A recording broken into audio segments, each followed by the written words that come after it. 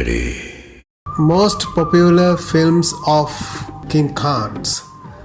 King Khan की सबसे popular फिल्में जवान पठान साधमकी හැමෝම හිතුවේ මේ චිත්‍රපටය හදන්න ඉස්සෙල්ලා දිග නිහඬියාව නිසාම ශාරුක් ખાන් සිනමා කර්මාන්තයෙන් ඈත් වෙලා කියලා.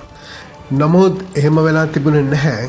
ඔහුගේ අසාර්ථකත්වයෙන් ඔහු හොඳ ජවයක් අරගෙන ජව සම්පන්නව අනාගතයේ හොඳට සැලසුම් කරලා 2023 දී නැවතත් සිනමාව ආක්‍රමණය කරනවා. ජවාන් පතාන් සහ දංකි චිත්‍රපටි තුන එක වසරක් තුළ ඉන්දීය සිනමාව හොල්ලන්න තරම් පුළුවන් චිත්‍රපටි ත්‍රිත්වයක් බවට පත් වෙනවා.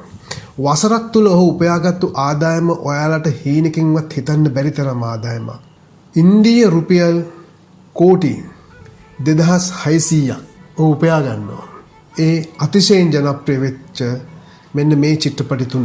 ජවාන් පතාන් සහ දංකි චිත්‍රපටය කියන්නේ මුළු ලෝකෙම ඉන්න දියුණුව රටවල් වල ඉන්න තරුණයින්ගේ ආශාව සම්බන්ධව ලියන කතාවක්. යුරෝපීය රටකට සංක්‍රමණය වෙන්න උත්සාහ කරන ඉන්දීය ජාතිකයන් පිරිසකගේ ජීවිතයේ අරගලය වටා ලියවුණු මේ කතාව ඉතාම සුන්දර දර්ශන වලින් සහ ඉතාම සංවේදී දර්ශන වලින් පිරුණු චිත්‍රපටයක්.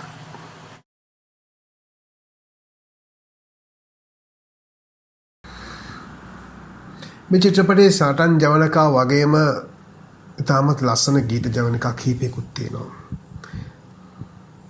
තමන්ගේම වාර්තාවන් බිඳදමන්න පුළුවන් ඊළඟ චිත්‍රපටය හදන්නේ ශාරුක් ખાන්මයි. ඒ 2023 ජූනි මාසයේ 7 වෙනිදා ඒ චිත්‍රපටය ප්‍රේක්ෂකයන්ට බලා ගන්න පුළුවන් වෙනවා.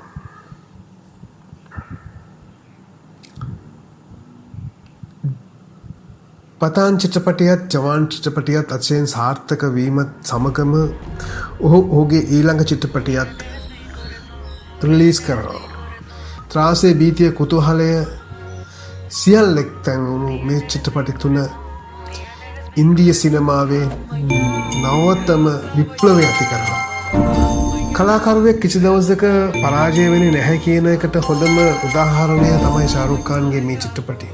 දැන් අපි මේ වැඩසටහන් කරන රිද්ම් එක පොඩ්ඩක් වෙනස්. අපි දැන් රුෂ්ව සම්බන්ධ කරගන්නවා. රුෂ්ගෙන් අපි අහමු මේක කොහොමද ඉන්දියාව දකින්න කියන එක. රුෂ්, what is your idea about Shahrukh Khan and Indian cinema? King Khan सिर्फ एक्टर ही नहीं, वो पूरे इंडियन सिनेमा का बादशाह है. आज तक इंडियन सिनेमा में उनके जैसा कोई भी इतना पॉपुलर फेमस नहीं हो सका. कामयाबी की नाम कोई पूछेगा तो हम ज़रूर किंग खान शाहरुख खान का नाम हम ले सकते हैं.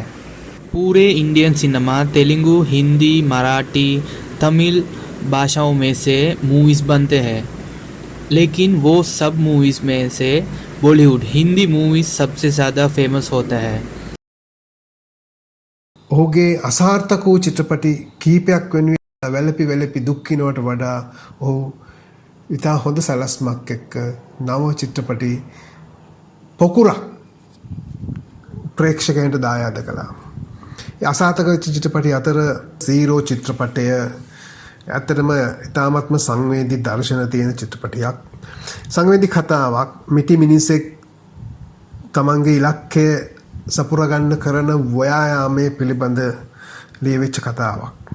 ඔහු තාමත් උත්සාහ සම්පන්න මිනිසෙක් බව, මිනිසුන්ගේ ශරීර දුබලතාවලින් මිනිසා මැනිය නොහැකි බව ඔප්පු කරපු කතාවක්. නමුත් ආදායම් වාර්තා උපයා ගන්න සාර්ථක වෙච්ච නැති චිත්‍රපටියක්. ඒ වගේම තමයි ඕගොල්ලන් හැමෝම දන්න, හැමෝම කැමති තවත් චිත්‍රපටියක් රාවන් කියන්නේ අති විශාල මුදලක් වේදම් කරපු නවීන තාක්ෂණය VFX හොඳින්ම පාවිච්චි කරපු චිත්‍රපටියක්. සීරෝ චිත්‍රපටිය වගේම. නමුත් ඒ චිත්‍රපටියත් ඔවුන් බලාපොරොත්තු වෙච්ච ආදායම උපයා ගන්නේ නැහැ.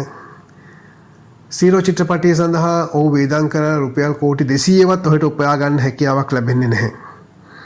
ඒ විතරක් නෙමෙයි ෆෑන් චිත්‍රපටියත් ඒ වගේම අසාර්ථක වෙච්ච චිත්‍රපටියක්. මේ සියලු සාර්ථකත්වයන් අසාර්ථකත්වයන් සියල්ල මැද්දේ සියල්ල අතරෙම ඔහු තවත් අද්විතීය නිර්මාණයක් එළි දක්වනවා ළඟදීම.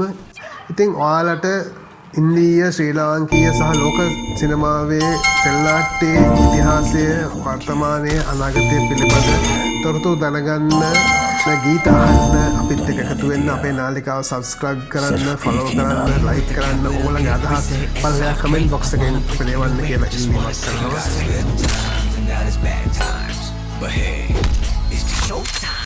大家是同